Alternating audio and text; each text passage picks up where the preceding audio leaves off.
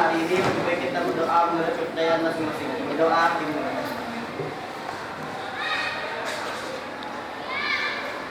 Berdoa selesai. Memberi salam. Selamat pagi, Bu. Selamat pagi, silakan duduk.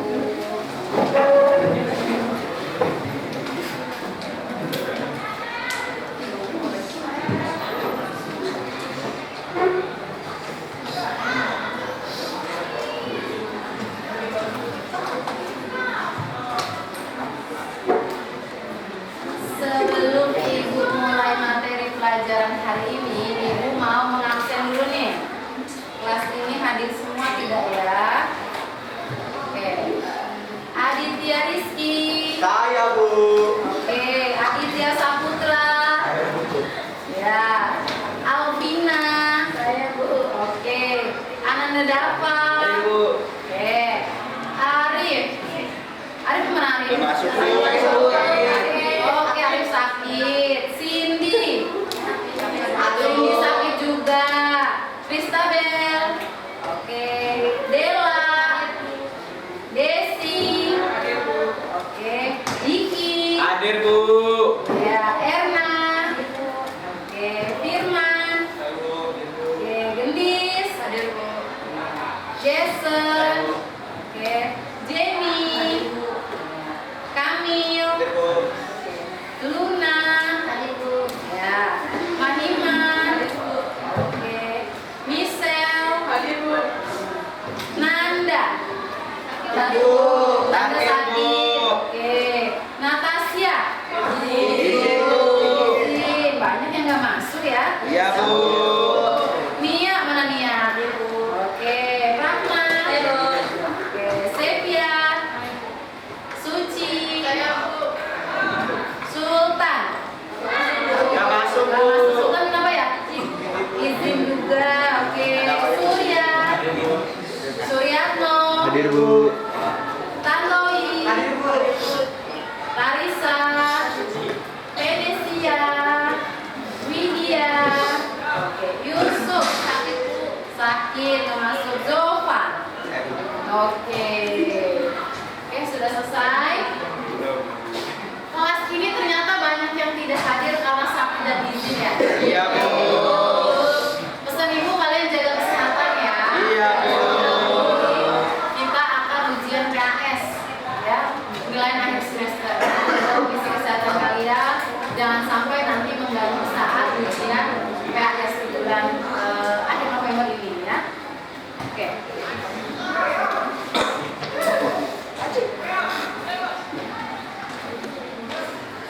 Sebelum Ibu masuk ke materi kita hari ini, siapa yang masih ingat materi kita minggu lalu tentang apa? Ayo, siapa? Ya, Luna. Tentang apa, Luna? Membahas tentang unsur-unsur pembangun cerpen, yaitu unsur intrinsik dan ekstrisik, lalu struktur dan kaidah pembahasannya. Oke, betul. Tepuk tangan dulu untuk Luna. Luna udah belajar nih semalam ya. Masih ingat juga materi kita minggu lalu ada kita belajar struktur, kita belajar kaidah pembahasan, kita juga belajar unsur-unsur pembangun cerpen. Oke. Sekarang materi yang kita pelajari masih mengenai cerpen, ya, masih tentang cerpen. Tapi di sini kita akan belajar bagaimana cara membuat cerpen. Sebelum itu Ibu akan membacakan dulu kompetensi dasar dan tujuan dari materi kita hari ini. Ya.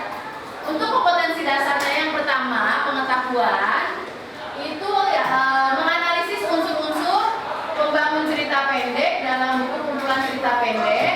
Lalu untuk keterampilannya yang akan kita praktekkan hari ini itu mengenai mengkonstruksi sebuah cerita pendek dengan memperhatikan unsur-unsur pembangun cerita pendek. Jadi hari ini kita akan belajar menulis cerpen, ya.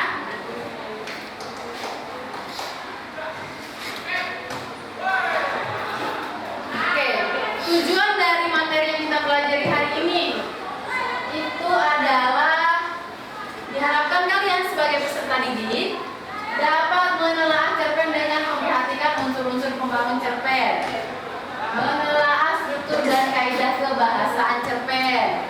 Menyusun kembali cerpen dengan memperhatikan unsur-unsur pembangun cerpen dan membuat cerpen dengan memperhatikan unsur-unsur pembangun cerpen. Itu yang akan kita praktekkan hari ini. Ya, oke.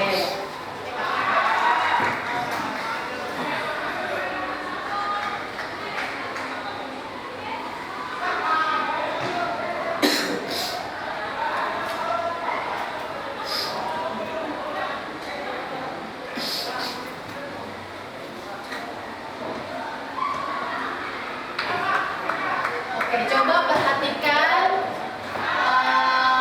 gambar yang disajikan di depan. Ya, di sini Ibu menampilkan sebuah gambar. Kira-kira apa sih?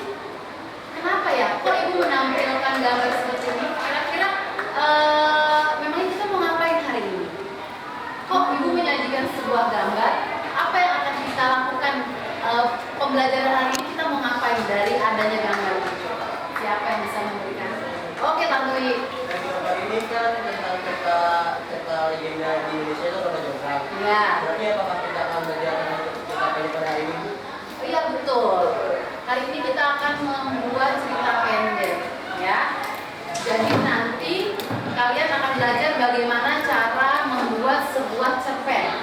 Nah, kira-kira ketika kita ingin membuat cerpen, apakah kita langsung, oh judulnya ini mau bikin cerpen tentang ini? Apakah harus seperti itu? Ada nggak kira-kira caranya atau langkah-langkahnya gitu ya? Gimana caranya sih atau apa sih langkahnya yang harus kita lakukan sebelum kita membuat cerpen, atau bagaimana ya susunannya pertama kali kita ngapain? Kira-kira siapa yang tahu? Coba diceritakan. Oke, ini coba apa ya? Langkah menulis cerpen adalah yang pertama, pilihlah topik yang tepat. Yang kedua, tentukanlah jenis cerpen yang akan ditulis. Yang ketiga, tentukanlah tokoh-tokoh dan wataknya. Yang keempat, tulislah garis besar cerita yang akan dibuat. Oke, jadi kita tentuin topik. Terus apa lagi tadi Nia? Yang kedua, jenis cerpen yang mau dibuat mengenai apa, lalu menentukan juga tokohnya, sekaligus watak dari tokoh yang mau kita buat ceritanya seperti apa, lalu Tulislah garis besar cerpennya nanti mengenai apa. Nah, apakah hanya itu atau ada lagi ya? Kira-kira apa lagi ya yang harus dilakukan ketika kita ingin membuat cerpen? Oke, Rahma, apa? Yang kelima, tentukan alur dan latar cerita. Terus yang keenam, pilihlah sudut pandang dan pilihan kata yang akan digunakan. Oke. Yang ketujuh, buatlah perangkat karangan. Dan yang terakhir, ada kembangkan kerangka tersebut menjadi cerita pendek. Oke. Berarti kita menentukan apa tadi? Alurnya dulu. Setelah itu ya, tentukan alurnya. Terus tentukan apa lagi? Latarnya. Berarti nanti kita mau menggambarkan latar cerita kita apa nih? Latar itu kan ada berapa ya? Siapa yang tahu latar ada berapa? Latar siapa yang tahu ada berapa? Ada 3, betul Dela. Ada latar apa aja Dela? Oke, tempat, suasana, waktu. Betul. Tepuk tangan dulu untuk Dela. Latar itu ada 3. Jadi ketika kita membuat cerpen, kita harus tahu nanti latarnya kira-kira mau dibuat seperti apa. Apakah ada di rumah misalnya, apakah ada di kantor, ada di desa, tergantung dari jenis cerita yang akan kalian buat. Nanti digambarkan juga di situ.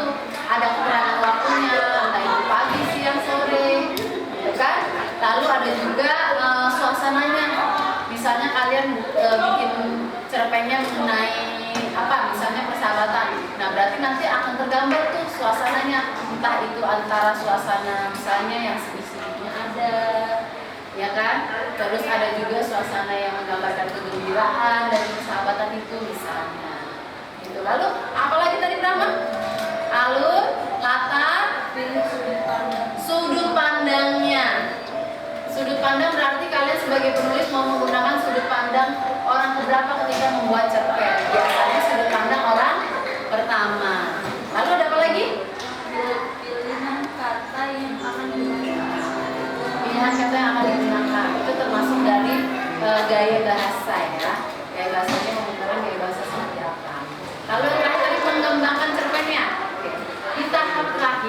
baru kita mengembangkan cerpennya. Jadi kalau kita udah bikin, kita udah tentukan judul, topik, kita sudah tentukan tema tokoh, ya kan, semuanya sudah disusun, lalu kita buat kerangkanya. Dari kerangka itu baru kita kembangkan menjadi sebuah cerita pendek atau cerpennya. Oke, sebelum dibagikan LKPD kepada kalian, tolong duduknya sesuai dengan kelompok yang sudah ditetapkan. Silakan duduk dengan kelompoknya masing-masing. Duduk sesuai kelompok masing-masing.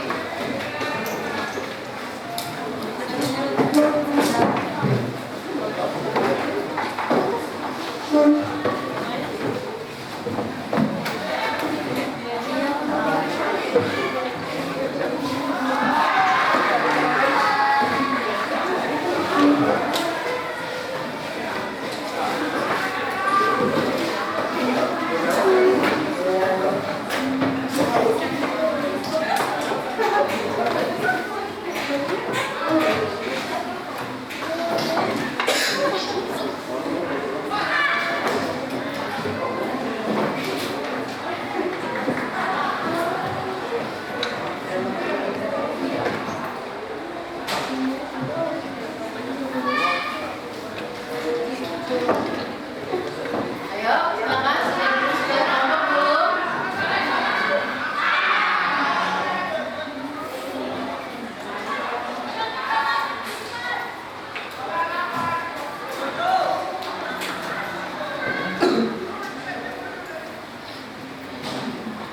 Oke, sudah duduk sesuai kelompoknya ya. Kalau gitu Ibu akan bagikan dulu LKPD ke setiap kelompok untuk dikerjakan.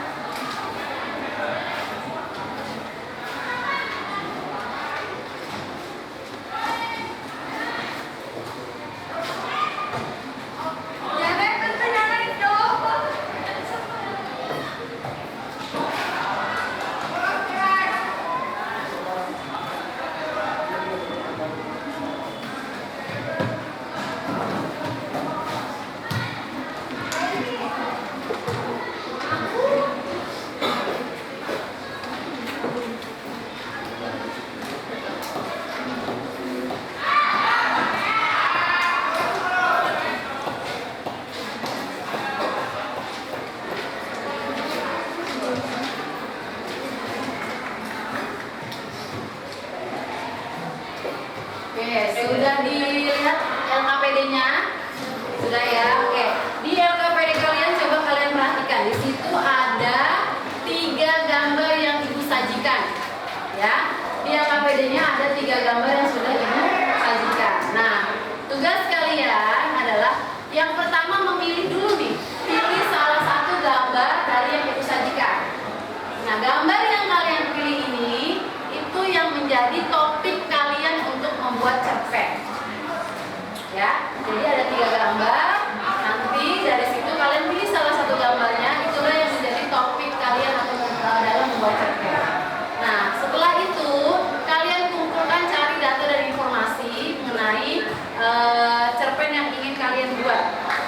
Ya, seperti tadi, seperti langkah-langkahnya kalian tentukan tokohnya, ya kan, alurnya, latarnya, watak dari tokohnya, itu semua ditentukan. Setelah itu buat kerangkanya dan kembangkan menjadi sebuah cerpen. Oke, bisa ya sampai sini ya. Oke. Ada yang ingin ditanyakan? Sudah paham? Kalau gitu silakan dikerjakan. Oke.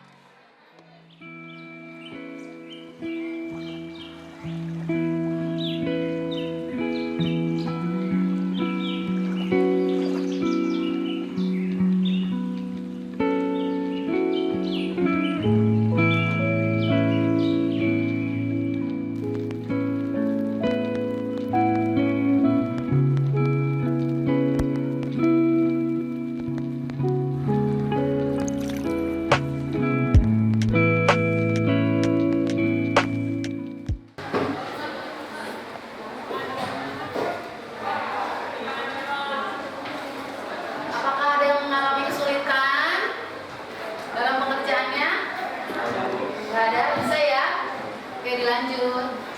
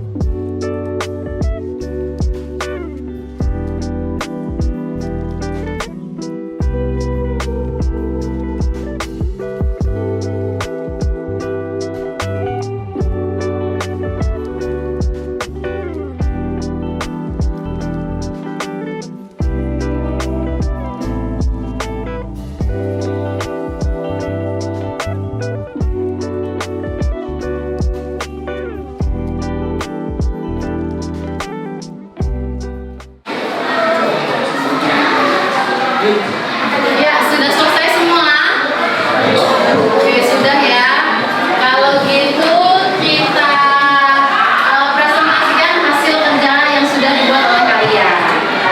Untuk itu Ibu tunjuk apa inisiatif nih? Inisiatif, oke. Siapa kelompok pertama yang mau mempresentasikan hasil kerjanya? Kelompok Dela, siap ya? Oke, silakan.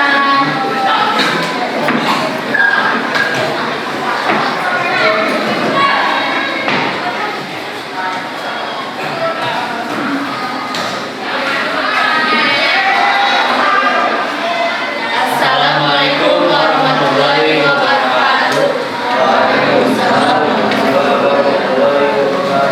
Perkenalkan, kami dari Komisi 1 ingin memberikan hasil laporan mengenai materi pada hari ini yaitu TITP dengan tema di Humas. Sebelumnya perkenalkan, nama saya Dela Raini. Setelah itu akan dibacakan oleh Siti.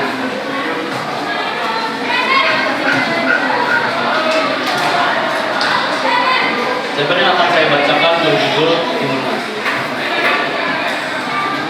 Legenda Timun Mas. Mbak Sirni. Mbak Sirni adalah seorang janda yang menginginkan seorang anak supaya dapat membantunya bekerja. Pada suatu hari, dia didatangi oleh raksasa yang akan memberinya anak dengan syarat anaknya tersebut bila telah berumur 17 tahun harus diserahkan kembali kepadanya perusahaan. Buat sihir pun setuju. Raksasa memberi biji mentimun agar ditanam dan dirawat. Setelah 2 minggu, salah satu dari mentimun yang ditanam tersebut berbuah dan berkilau emasaan. Lalu Mbak Sirni pun membelah mentimun tersebut dengan hati-hati. Tanpa diduga, biji mentimun itu adalah seorang bayi cantik yang diberi nama Timun Mas. Waktu berlalu, Timun Mas pun tumbuh menjadi gadis yang cantik dan jelita. Suatu hari, datanglah raksasa untuk menagih janjinya. Mbak Sirni amat takut karena kehilangan Timun Mas. Dia pun mengulur janjinya supaya raksasa datang 2 tahun lagi. Raksasa menyetujuinya dan dia berpikir semakin dewasa dan Timun Mas pun makin enak untuk disantap dan akan dilanjutkan oleh sepertinya.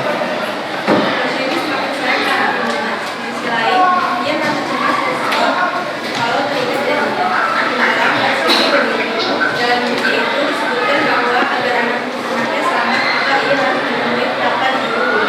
Tanpa berpikir panjang, paginya Mbak Sirni langsung pergi ke Gunung bertemu Rakwa yang memberinya 4 buah bungkusan kecil yaitu biji mentimun, daun garam dan kasih sebagai penangkal. Sampai di rumah, Mbak Sirni memberikan ke 4 bungkusan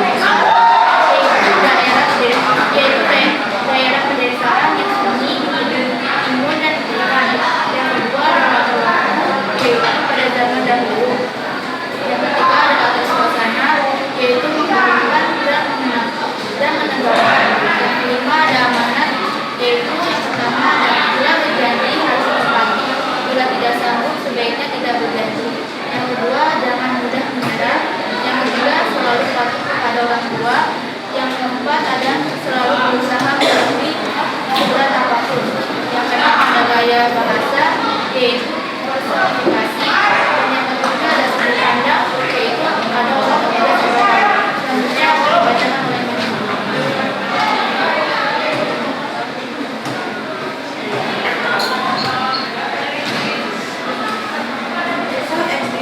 nilai-nilai dalam surat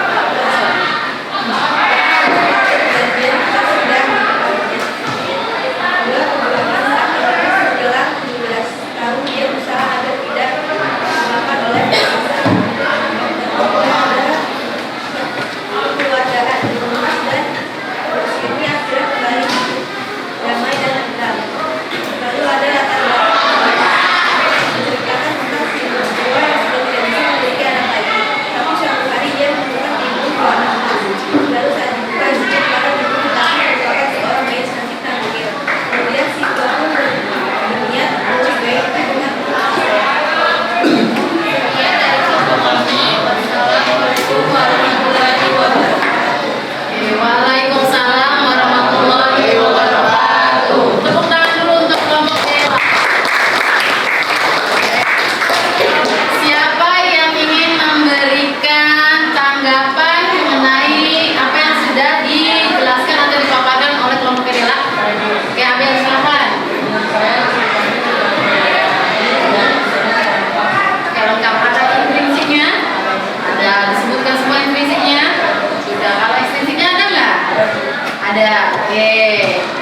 Kalau gitu kelompok ini berarti sudah memaparkan, sudah membuat cerpennya dan sudah menyebutkan juga unsur-unsurnya ya, baik itu ekstrinsik dan juga intrinsik. Oke, kalau gitu tepuk tangan sekali lagi buat kelompok Candela. Oke. Ya, silakan duduk ya. Oke. Lanjut ke kelompok yang kedua. Kelompok siapa yang mau mempresentasikan hasil kerjanya? Ayo. Oke, kelompoknya Adit silakan.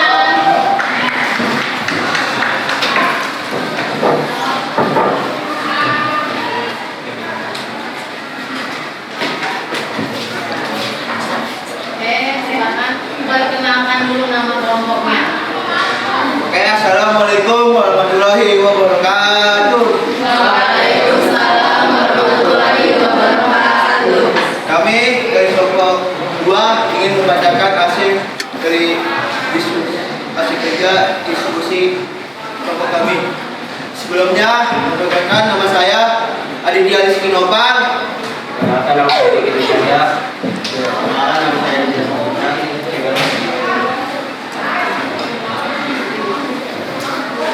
Yang saya ceritakan ini adalah kisah tentang bawang merah dan bawang putih. Dikisahkan sebuah keluarga bahagia yang mempunyai anak perempuan yang cantik dan baik bernama Bawang Putih. Suatu hari ibu jatuh sakit dan tak lama meninggal dunia. Bawang Putih dan ayahnya sangat bersedih hati. Setelah beberapa lama, ayah Bawang Putih menikah dengan janda yang mempunyai seorang anak bernama Bawang Merah. Awalnya ibu tiri dan Bawang Merah sangat baik pada Bawang Putih. Namun lama-kelamaan mereka berbuat jahat dan selalu menindas Bawang Putih ketika ayahnya tidak berada di rumah karena bekerja. Lama berselang ayahnya sakit dan meninggal dunia. Bawang Putih sangat sedih, tapi tetap harus tinggal bersama ibu dan saudara tirinya. Suatu hari ketika Bawang Putih mencuci semua baju kotor, tanpa sadar baju kesayangan ibu tirinya hanyut terbawa arus sungai. Sesampainya di rumah, Bawang Putih menceritakan hal ini kepada ibu tirinya. Ibu tiri sangat marah dan memerintahkan Bawang Putih segera mencari baju tersebut sampai dapat. Bawang Putih kembali ke sungai dan menyusuri alirannya. Lalu ia bertemu dengan pemburu yang sedang istirahat. Dia menanyakan selai baju yang hanyut. Pemburu tersebut mengetahuinya dan menunjukkan arah baju yang hanyut. Kembali Bawang Putih berjalan menuju arah yang ditunjuk si pemburu. Baju yang hanyut tak kunjung ditemukan hingga Bawang Putih melihat rumah yang dihuni oleh seorang nenek. Ia pun mengetuk pintu dan menanyakan baju ibu tirinya yang hanyut. Selanjutnya dibacakan oleh Nadif.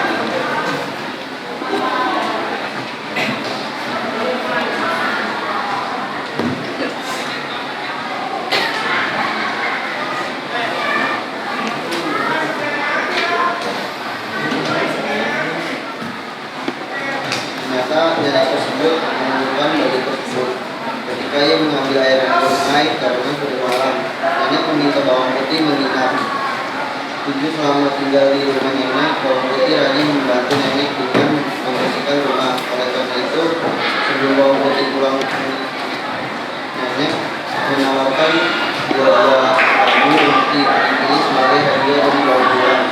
Bawang putih memilih labu yang kecil agar mudah membawanya. Bahkan tibanya di rumah, bawang putih membawa labu. Pemberian sang nenek amat terkejut. Dia ternyata labu tersebut berisi emas, permata yang sangat banyak. Kemudian dia menceritakan kejadian itu kepada bawang merah dan ibu tirinya. Mendengar cerita bawang putih, ibu tirinya langsung menyuruh bawang merah melakukan hal persis yang dilakukan bawang putih dan berpesan agar bawang merah memilih labu yang sangat besar. Lalu bawang merah melakukan hal yang sama dengan yang dilakukan bawang putih. Dia sengaja menganjurkan sehelai baju, kemudian mencarinya ke rumah nenek. Nenek pun meminta bawang merah tinggal di rumahnya. Berbeda dengan bawang putih, selama tinggal di rumah nenek, bawang merah sangat ikhlas, tidak perlu maksud pekerjaan nenek.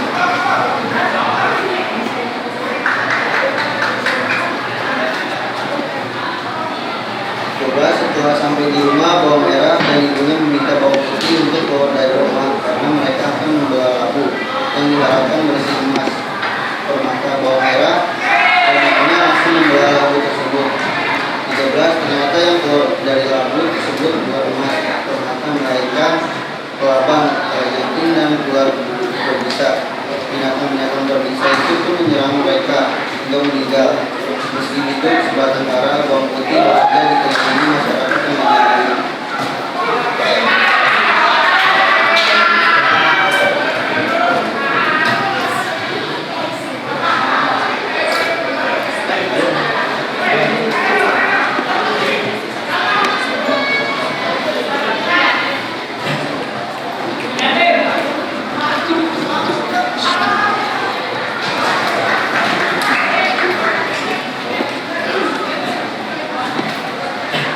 Unsur prinsip.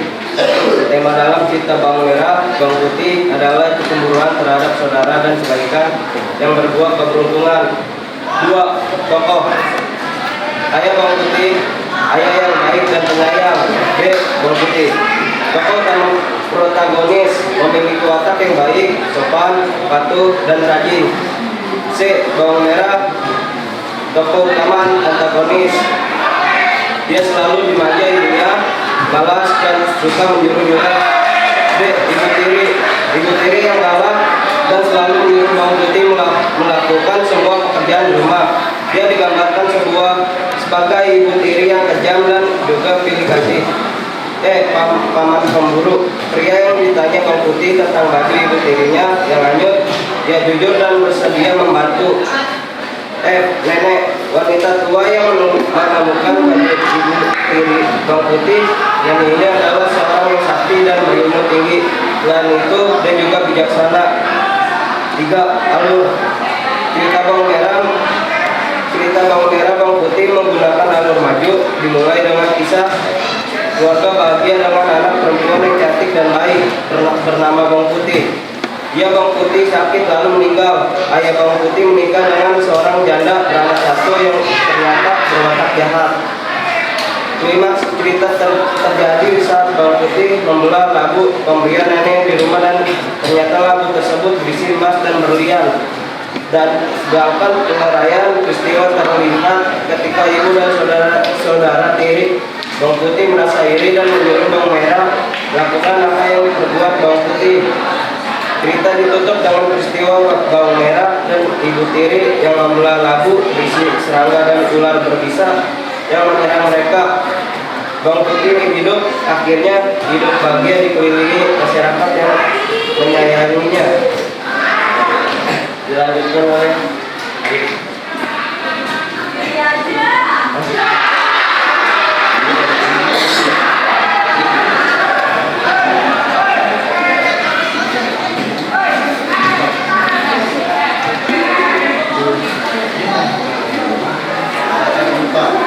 secara umum tanda pepak utama pada cerita bawang merah bawang putih adalah suatu daerah Riau. Di sungai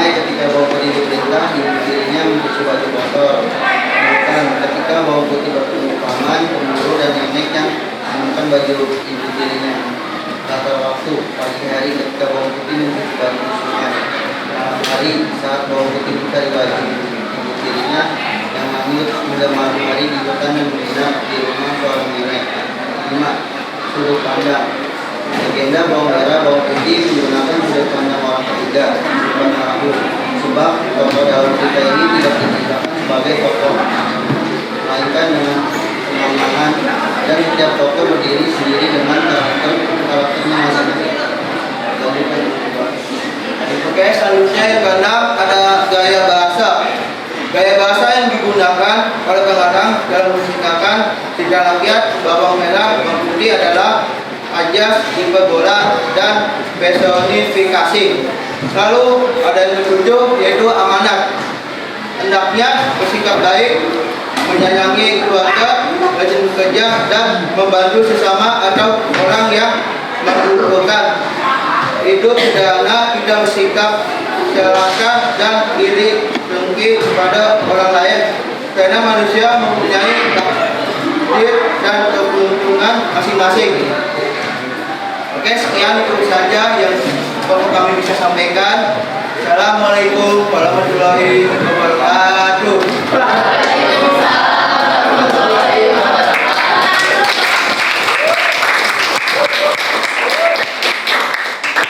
Untuk kelompok 2 ini siapa yang ingin memberikan tanggapan atau masukan? Oke, Mahima, silakan.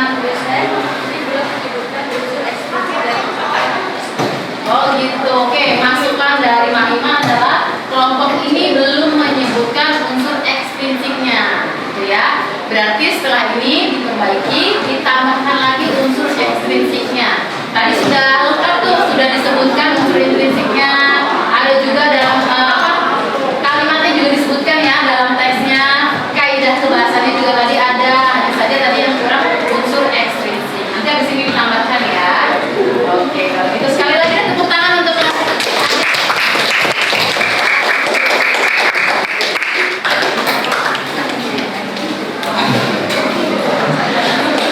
Oke, semua kelompok sudah maju ya. Ada satu lagi belum ya?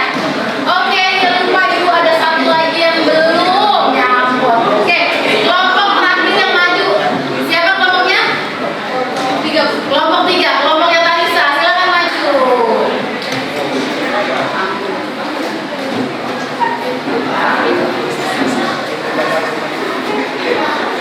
Oke. Jangan lupa perkenalan dulu nama kelompoknya, anggotanya siapa aja. Suaranya yang keras ya. Assalamualaikum warahmatullahi wabarakatuh. Waalaikumsalam warahmatullahi wabarakatuh. Selamat siang semuanya. Kami dari kelompok 3 hari ini ingin mempresentasikan hasil kerja kami. Perkenalkan, nama saya Talisa Putri Humaira. Mohon disimak ya. Bisa asal usul dalam Toba. Dimulai oleh seorang petani muda yang bernama Toba. Laki-laki ini adalah petani yang rajin. Ia banyak menghabiskan waktunya di sawah. Terkadang ia juga seperti memancing ikan, dimakan atau dijual ke pasar. Lalu di suatu pagi ia lebih memilih pergi memancing ikan daripada pergi di sawah. Saat Toba memancing, dia mendapatkan ikan mas yang ukurannya cukup besar, lebih besar dari ukuran ikan yang biasanya didapatkan. Setelah sampai rumah, Toba dengan terkejut karena ikannya tadinya akan dia masukkan dan dipotong berubah menjadi seorang perempuan yang sangat cantik.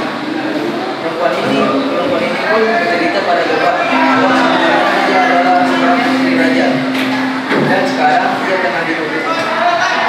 Setelah ia kondisinya, sang putri pada Toba karena sudah menyelamatkannya. Sebagai rasa terima kasihnya, sang putri bersedia menjadi istri Toba dengan syarat orang-orang lain tidak boleh tahu asal-usul keberadaannya. Setelah mereka menikah, mereka dikaruniai seorang anak laki-laki. Mereka menamakan anak mereka Samosir. Mereka berdua merasa sangat senang dan semangat menjadi orang tua. Mereka membesarkan Samosir dengan penuh kasih sayang dan memanjakannya. Samosir tumbuh menjadi anak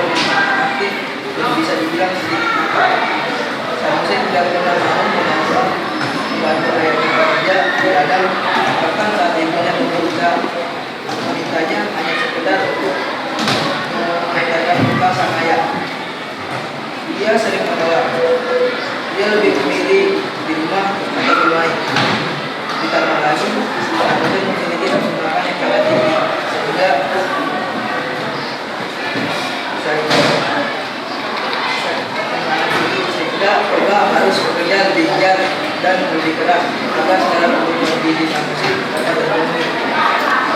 Tapi tinggi nafsu makan sang mesin, terkadang jatah makan sakit keluarga bisa habis hanya untuk mengenyangkan perutnya. Meski begitu, Toba dan istrinya tidak merasa keberatan dan tetap berusaha agar anaknya kita selalu bisa senang dan riang. Lalu pada suatu hari, sang mesin bersedia mematahkan bekal ayahnya ke ladang setelah ia diburu dan dipaksa oleh ibunya. Dengan berat hati dan melawan rasa malasnya bertenaga, sang mesin berjalan ke ladang lalu membawa bekal ayahnya. Namun di tengah jalan, dia merasa lapar dan haus. Sang mesin pun membuka bekal ayahnya dan memakannya sedikit. Awalnya sang mesin hanya memakan satu biji, tapi ia masih merasa lapar dan belum puas. Sang mesin pun membuka bekal ayahnya kembali dan memakan beberapa buah. Hingga pada akhirnya hanya tersisa sedikit makanan dan minuman di dalam bekal ayahnya. Di ladang, ayahnya sangat senang melihat anaknya dari kejauhan menghampirinya. Saat sang mesin memberikan bekal itu pada ayahnya dan membukanya, lalu wajah ayahnya berubah menjadi besar. Kenapa makananku tidak sedikit? Tanya Toba. Dengan nada sedikit tinggi, anaknya pun menjelaskan bahwa ia merasa sangat lapar di tengah jalan tadi, dan seharusnya ayahnya tidak marah karena ia telah membersihkan sedikit untuknya. Walaupun tidak bisa menahan amarahnya, dan ia bahkan berkata kasar kepada anaknya. Anak kurang ajar, kasar kamu, keturunan ikan. Sang mesin pun pada terkejut dengan perkataan ayahnya. Dan merasa sakit hati, sang mesin pun berlari menangis ke rumah. Sampainya di rumah, ibunya terkejut melihat anaknya histeris menangis. Sang mesin pun menceritakan apa yang terjadi di ladang tadi saat dia bertemu ayahnya. Dengan kejadian itu, sang ibu merasa kecewa dengan Toba karena ia sudah mengingkari janjinya tidak memberitahu asal-usulnya pada siapapun. Kemudian sang ibu berdiri sambil memegang tangan sang mesin. Dalam detik, mereka sudah menghilang. Tiba-tiba ada sebuah kejadian muncul dari bekas pijakan sang mesin dan ibunya. Ada sebuah aliran air yang sangat deras hingga tidak bisa dibendung dari bekas pijakan kaki mereka berdua. Saking derasnya aliran air yang mengalir, desa itu pun lama-lama tenggelam. Akhirnya terbentuklah sebuah danau. Sifat hal ini danau itu dinamakan danau Toba. Pulau-pulau kecil di tengahnya pun disebut Pulau Sanasi untuk mengenang anak laki ini. Berikut adalah unsur intrinsik di dalam cerita ini. Temanya adalah legenda Danau Toba. Tokohnya ada Toba, ikan mas, dan Samosir. Alurnya adalah maju. Latarnya ada ladang, sawah, rumah, dan danau. Gaya bahasanya yaitu majas personifikasi, metafora, dan hiperbola. Sudut pandangnya mengambil sudut pandang orang ketiga. Amanat yang bisa didapat dari cerita ini yaitu dari sudut pandang Samosir, kita tidak boleh menjadi orang yang tamak. Dan kita harus selalu patuh dan menuruti perintah orang tua selama itu adalah hal yang baik. Sementara dari sudut pandang Toba, meski dalam kondisi marah, kesal atau kecewa sekalipun, kita harus selalu menepati janji yang sudah kita buat. Unsur ekstrinsi yang terdiri dari cerpen dan Toba yaitu nilai-nilai dalam cerita yang menghasilkan nilai moral, yaitu kita harus menepati janji kita. Nilai sosial yaitu kita harus bisa melakukan orang ketika melakukan kesalahan. Nilai budaya yaitu ketika suatu pasangan saling mencintai bisa membangun hubungannya, tapi bekerja untuk memberi. Terima kasih sudah menyaksikan presentasi kami. Wassalamualaikum warahmatullahi wabarakatuh. Waalaikumsalam warahmatullahi wabarakatuh.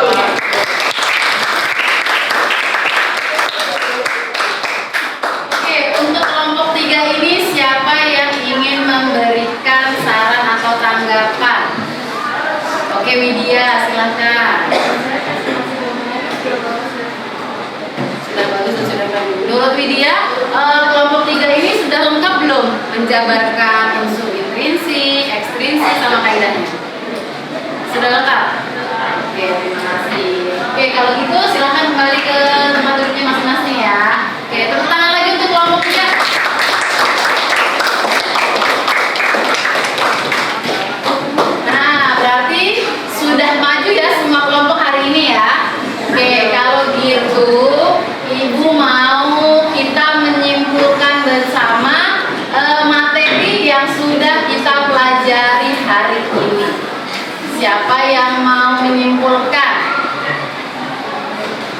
Oke, Jason, coba apa? Hari ini kita belajar mengenai cara membuat teks pad dan juga cara menganalisis teks pad. Oke, kira-kira ketika kita membuat cerpen ada langkah-langkahnya nggak tadi? Ada. Coba bisa singkat kamu bisa sebutkan? Yang pertama, kita harus memilih topik yang tepat. Kemudian kita harus menentukan jenis cerpen yang akan ditulis. Oke. Kemudian kita menentukan tokoh-tokoh dan karakternya. Setelah itu kita menulis garis-garis untuk kita yang akan kita buat. Kemudian kita akan menentukan alur dan naskah kita. Ya. Kemudian kita memilih sudut pandang dan pilihan kata yang harus kita gunakan. Kemudian membuat kata-kata. Setelah itu kita menambahkan kata-kata tersebut menjadi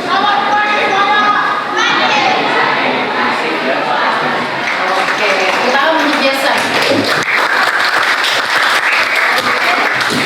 Itu materi kita hari ini, dan untuk minggu depan ya kita akan mempelajari materi kita itu tentang tes negosiasi ya.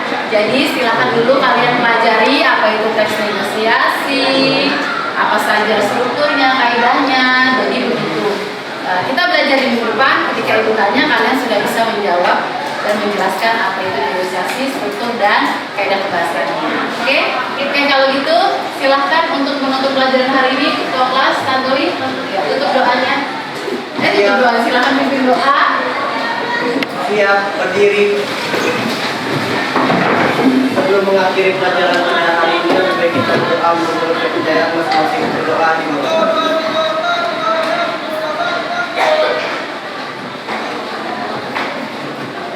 Doa selesai. Memberi salam.